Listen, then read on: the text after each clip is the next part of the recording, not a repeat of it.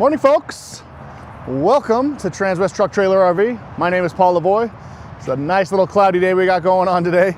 Today, we're going to be showing you the 2024 Freightliner M2 106 with the 106 Plus, I apologize, with the Summit hauler conversion.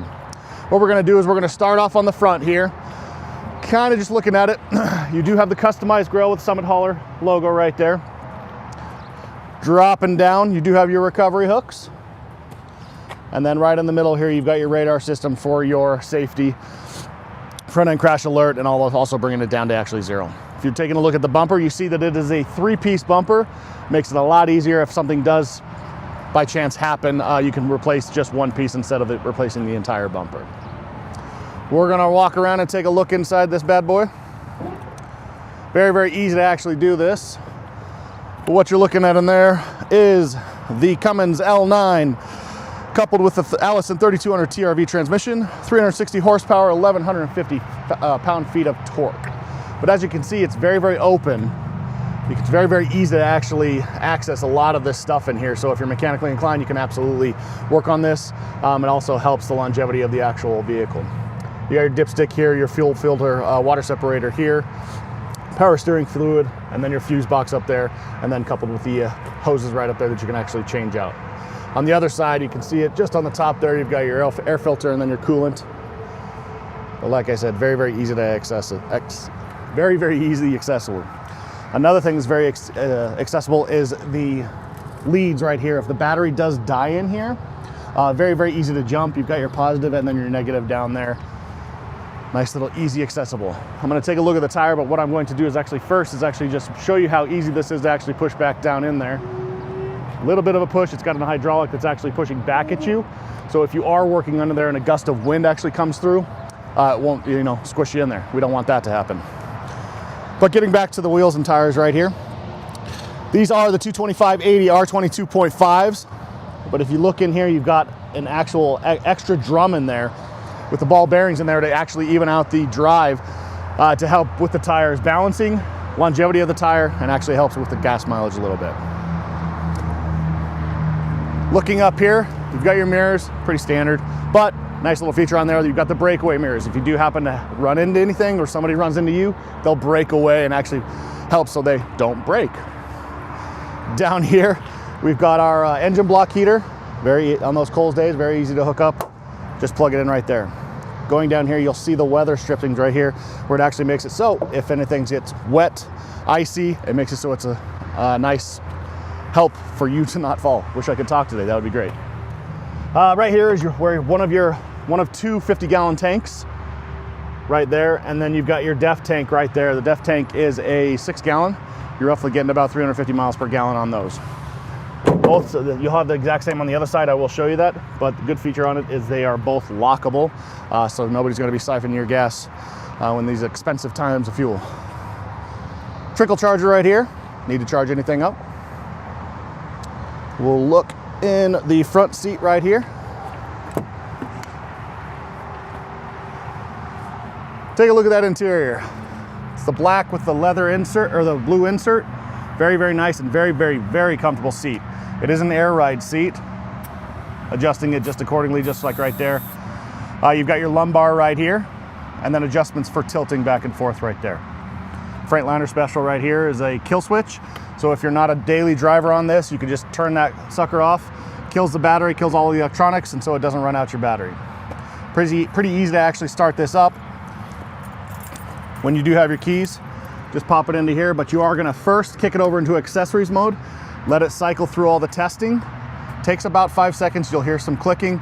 Once that's done, you'll actually just start it up, then you're good to go. You've got controls for the windows up here and the mirrors up here. They are power mirrors on the side, and they're also heated as well. We'll shut this up and we'll go into the back. Back seat.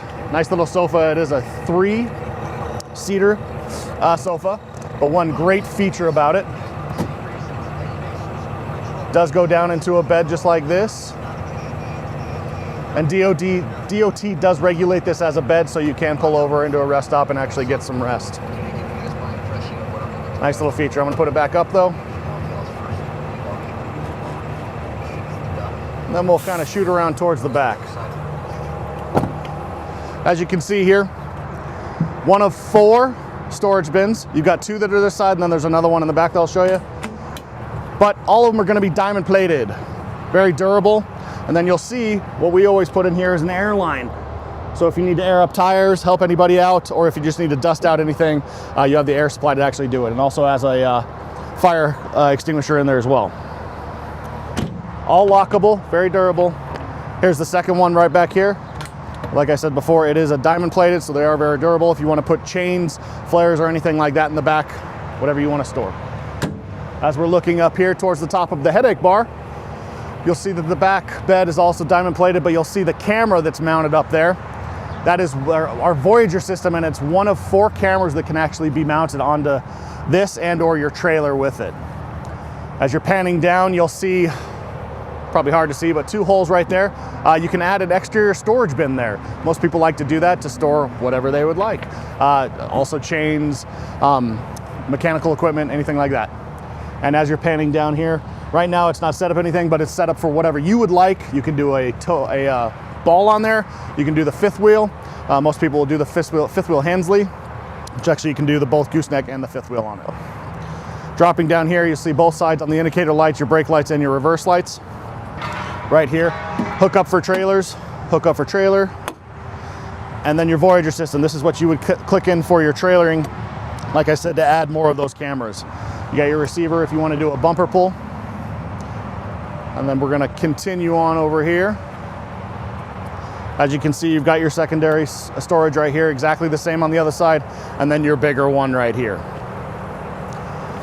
Walking up here, this is the other exterior gas tank, just right there. Like I said, it is lockable, and then your intake right there. Take a look on the other side of the inside, and you'll see on the back console there, you've got a little bit more power. You've got a couple of 110s and a couple of 12 volts there. Makes it nice to hook up if you need power for anything like that. And I apologize if you can hear the radio. I'll turn it down once I get in there, but I'm gonna have my camera guy go ahead and hop up in there right now.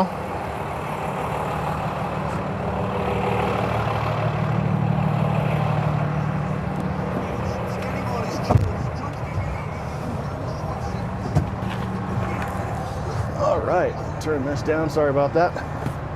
We'll go over some of the features that are actually in here. We're gonna start from the left side over here. So left side of the steering wheel is just controlling everything that's what's on the console right here. So just going up and down on the arrow keys and then left and right, just so you can get a different menu options and see what's going on with the actual vehicle. You can customize it however you would like. If you want the speedometer right there, or if you just want driving assist, if you want your trip monitors on there, anything like that. As you'll see, your RPMs right here, your oil pressure right there, and then your fuel gauge along with the depth gauge. There's 2 needles right there. This white one is for the fuel, and then the blue one is for the depth. Right side, you've got your speed right here. Then you've got your air pressure, and then you've got your water pressure right there. Right side of the steering wheel is just for cruise control and answering and hanging up phone calls, and then a little bit of other menu options right there. Kind of a nice little feature. This is your actual gear shift, how they set it up now. It's literally, you have to have your foot on the brake, but going into drive is just up, going into reverse is down. But you've got your your exhaust brake on the side. Just press this button right here, and then you can actually do it manually, or it'll do it automatic, however you want to set it up. Next to that, you've got your air supplies for your trailer, and then for the actual truck, subwoofer controls, and then your trailer gain right there.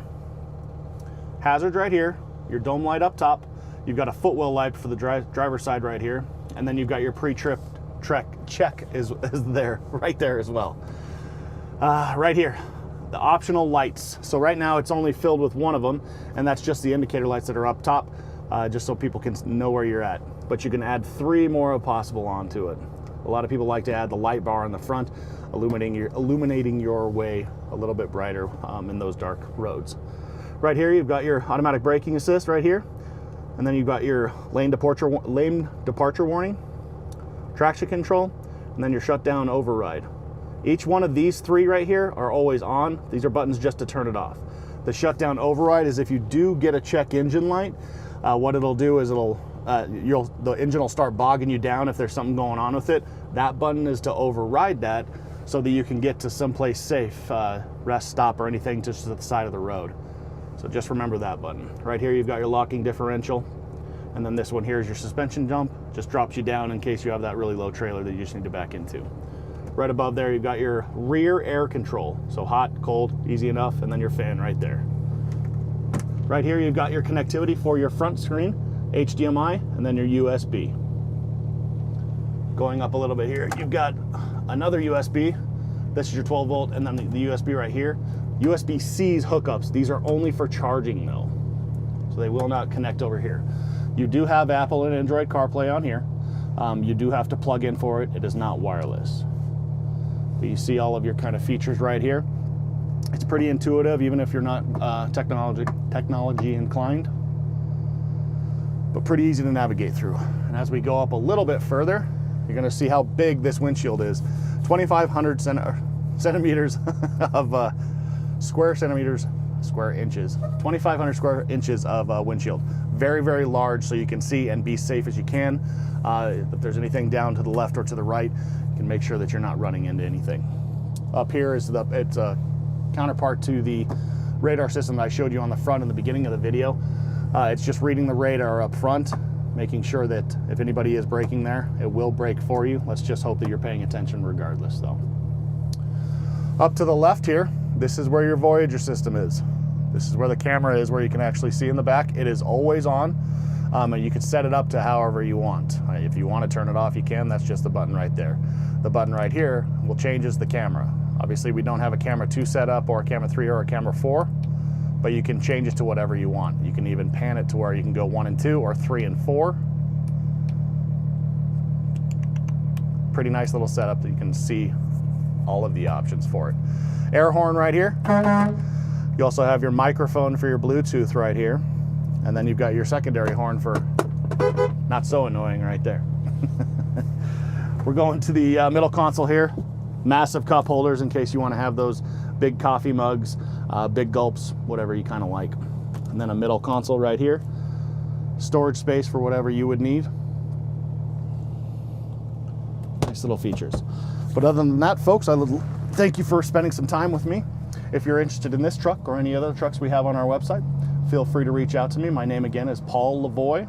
My phone number is 303-503-3305, or you can email me at paul.lavoie, that's L-A-V as in Victor, O-I-E, @transwest.com.